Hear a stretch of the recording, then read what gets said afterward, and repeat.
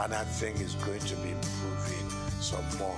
All we just need to watch is to ensure that we remain truthful and we remain factual, so that we don't mislead people on the street, particularly people in the rural areas.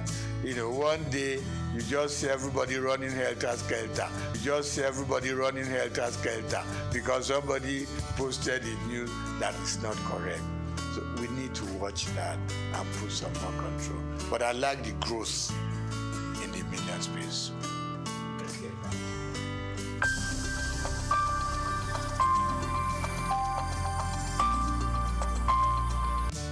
When I got into the banking sector, I saw myself more as a customer than a board member.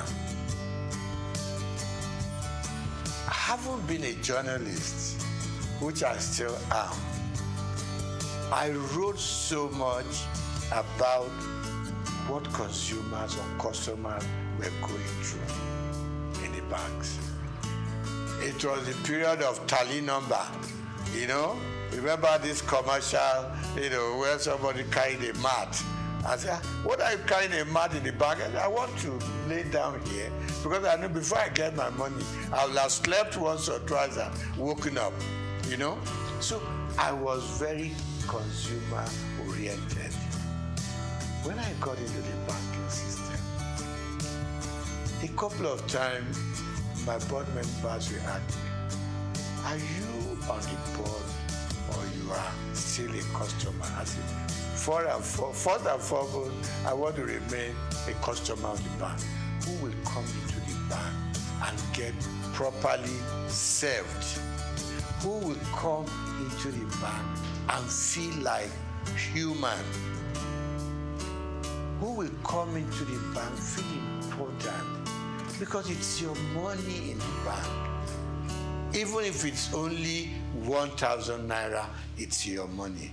You need to be treated with some dignity and respect. And that was my mentality that I took into the board of the bank. I said, listen, I am not too happy the way customers are treated. It is their money, no matter how small. Treat them with respect, treat them with dignity. So they started listening to me after some time. And I said, look, customer service is extremely important. In those good old days, you will hardly hear about customer service in any of the major banks. It wasn't there. But gradually, people started being important. It was more of retail. You can deal with the big corporate organizations, but at the same time, it is these poor students, poor market women, people who are out there on the street laboring hard to bring their money. So that was one area I was extremely happy that we developed that area of retail banking and being able to make the consumer the king. Okay? So that was part of it. Then, of course, I said to the bank, I said to them, fine, it is very good to make huge profits, okay? But at the same time, the customers that come in here and from their money we make our profits, let us also consider the kind of interest they get from their deposits. Today, when the banks take your money to deposit, okay? No. When you go to the bank and say, I need assistance, I need a loan, and you tell them, give them all the facts and figures, okay? They will tell you, you are going to pay interest of 20%, 23%.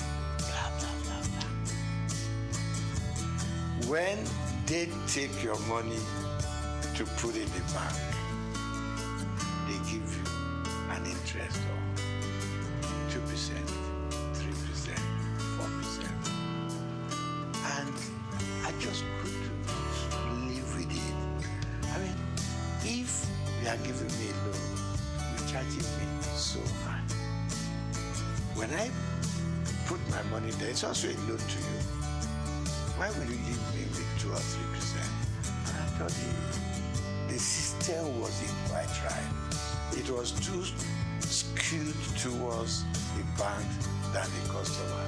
So I met a lot of pushbacks, in that area. And I must just say, it's an area I think government should still be interested in. In the civilized world, interest rate hovers between 3%, 5%. In Nigeria, it goes as far as. Maybe in Africa, not just Nigeria. I know we are developing, but at the same time, let's develop together.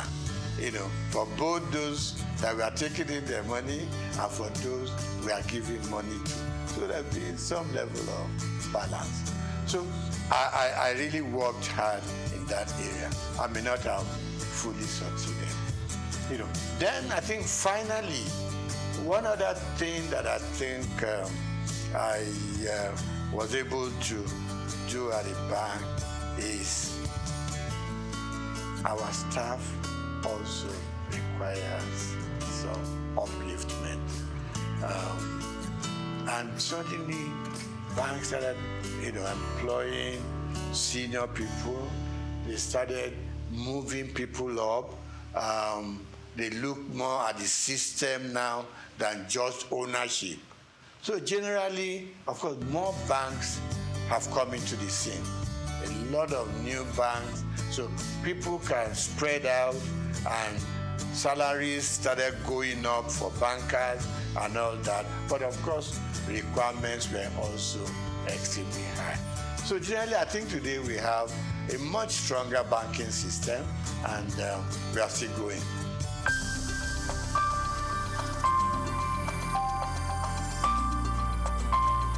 Now, the bank for a long time have been let loose to do whatever they want to do at the disadvantage of customers, like I started off with. Now,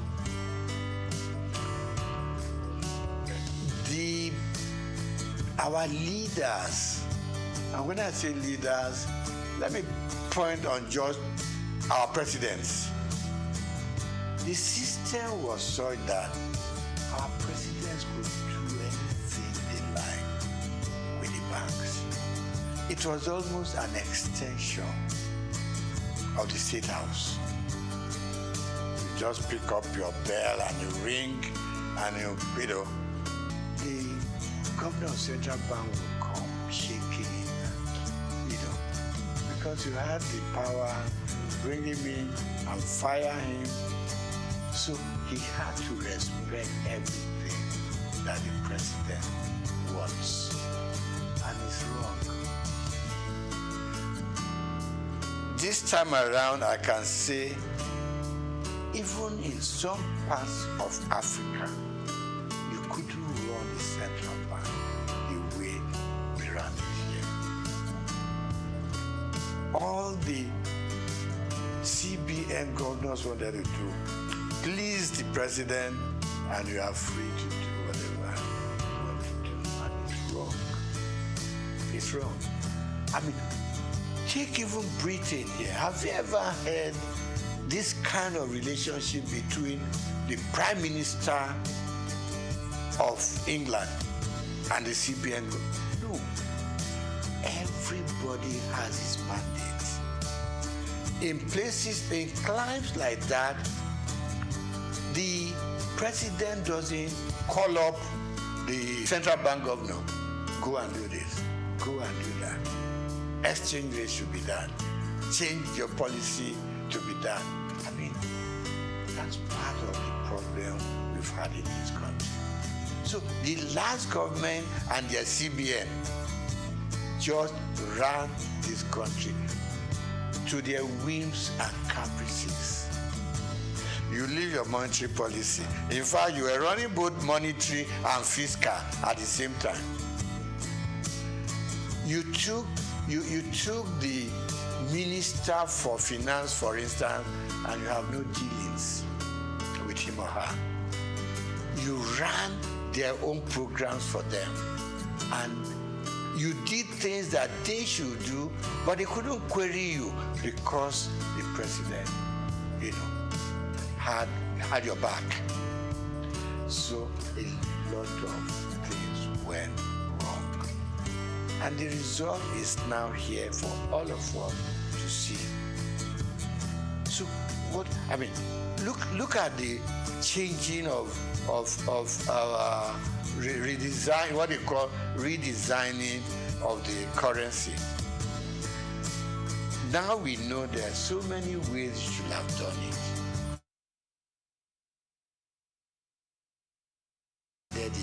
Into our financial and monetary policies. We wanted to do it specifically to change the course of history. And it is wrong. So today, we now know what's happening at the central bank.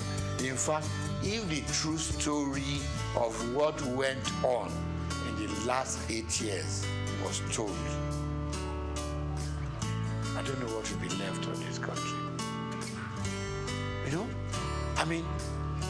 You had this little thing in the Constitution that said the government can borrow from the CBN within certain limits. They call it ways and means. But no. And there was a percentage tied to it. You can't do more than 5%. And by the time you're asking for the new one, you should have paid up. We went on piling up. It's like just go and print the money. What Idi Amin used to do in Uganda in those days. That's the kind of situation we found ourselves. Very regrettable. But I believe some sanity will now come into this space. The new central bank has at least outlined its policies. It has also said, let me keep to my monetary policy, which is my area, and leave the paperwork and how they want to run it. People deal with the fiscal area. So we want to change. We think things should change. Now, before now, we borrowed and borrowed without thinking about how are we going to pay? Who are we leaving this debt for? Now we know it's for you and me to still do our work, put in as much money as we can, no matter how little, into the bank, and revive the banking industry. Okay, so the CBN has its own role, and my prayer and my wish is that they will keep their own part of the bargain, leave other people. The Minister for Finance has said it that much. We should. We all know, simple economics. You don't borrow money to pay your debt. You borrow money for production. You borrow money to fix things like your oil maintenance and all that. Where our money should be coming from. That's what you borrow money for. You don't borrow money for wastages. You don't borrow money to satisfy your whims and caprices. You don't borrow money to just go out there and waste it. Now, you borrow money to pay back your debt. At the end of the day, we are back lower than where we started off from. So really, my appeal to both the president and his cabinet, particularly those that do with finance, give them some room. You put them there because you think they know what they're supposed to do. Give them the space. If it goes breathing down their neck, at some point, it will just be, President said so, President said, even things that the President did not say, President said so, and it's got to be done. And we are running a country. Even when you run your home, you are able to sit down with your little income and plan. Every day we are being told, if you earn this much, use this little bit, keep the rest in the bank, because you never know about tomorrow. So that's where we found ourselves, and I believe that if everything goes right, we should see massive changes from what it was, the last 8 years. We need drastic changes in the system.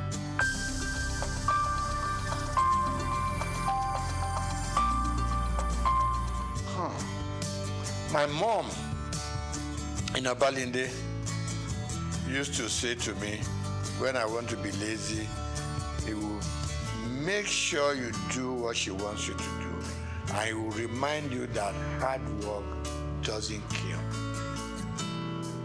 It is laziness that turns you into an inconsequential human being with no sense of direction. We grew up learning hard work, both in school and out of school. I, for instance, hawked on the streets of Lagos with my mom. You leave St. Gregory's College, now not primary school, St. Gregory's College. You come back. My mother was a textile seller. Got it, probably went to Balogun, pick up. When I come back from school after my lunch, get a basket full of cloth, which I put on my head, and we go from street to street. My mother is carrying her tape rule and another measurement stick, and we'll go around Obalinde, Igoshere, Bamboshe, Oshoji, and we were selling. From there, she graduated to owning a shop in Balogun. When I leave school, I was her accountant, so to say, bookkeeper. All the things they sold, I make, keep the records and everything. I helped her take the money to the bank. It was Barclays Bank, what was it called then? Yeah, Barclays Bank, before it became Union Bank in Balogun. So I've learned how to trade. I've learned how to make money. I've learned how to deal with customers. Plus that, I was also a bread seller. Somewhere along Strachan Street, off Igoshere, there was a big bakery owned by the Lawson family. To be able to get enough bread, you got to get there between 5 and 6 in the morning. Okay? So let me cut it short. We learned to work hard. And that working hard continued with us up till where we are today. We also were very straight-minded in terms of what we wanted to be. We played pranks, so we went out to play football, we went out to, to play with the girls and everything. But at the end of the day, you returned home. And our parents didn't spare the rod. They didn't. You came back later than expected to. They would lie you on the floor and dealt with you. So the combination of the kind of upbringing and the kind of training we went through home probably kept us where we are. And like I said to you before we started the interview, you knew that if you finish your primary school, secondary school is the next thing. If you finish secondary school, you don't know what you are going to reading for. Not until probably when you got to the university did it occur to you, okay, I'm going to choose a profession. But all along, we just did it because that was what the system and environment asked for. So, secret of success, hard work, hard work, hard work.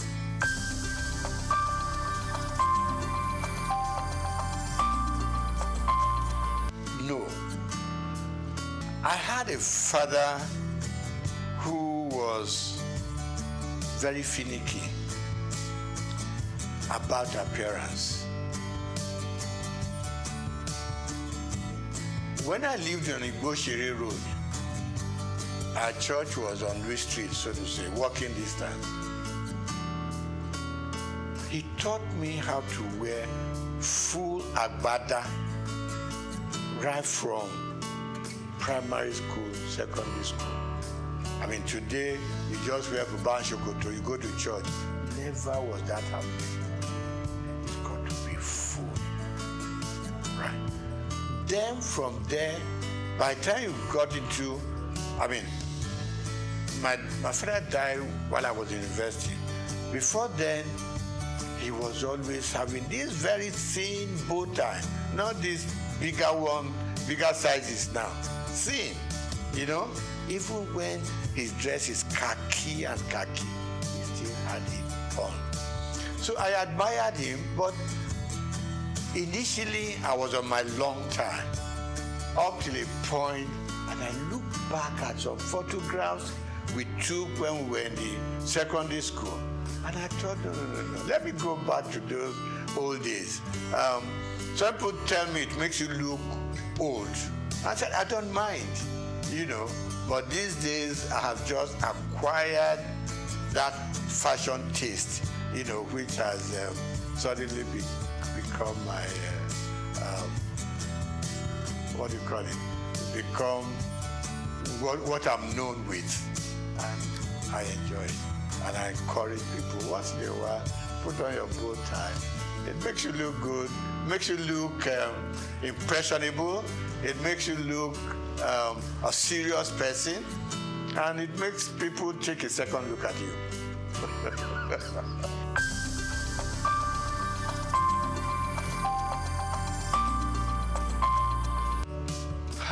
I think, number one, parents started sparing the rod. Call it civilization, call it growing up and all that. Parents started sparing the rod because they always whipped us to shape. You knew what was expected of you, and you did it. Because if you didn't do it, your punishment is waiting for you. But as we grew up, I mean, you probably will ask me today, do I use the rod for my children, for instance? And the answer is no. And why it is no is that these days the children look up to you. They are more exposed than what we wear. More exposed. They know what daddy does. If you show them a bad example, they will repeat that bad example. If they know that when daddy wakes up in the morning, before he goes anywhere, he needs time to say his prayers. They too, unconsciously, will copy you.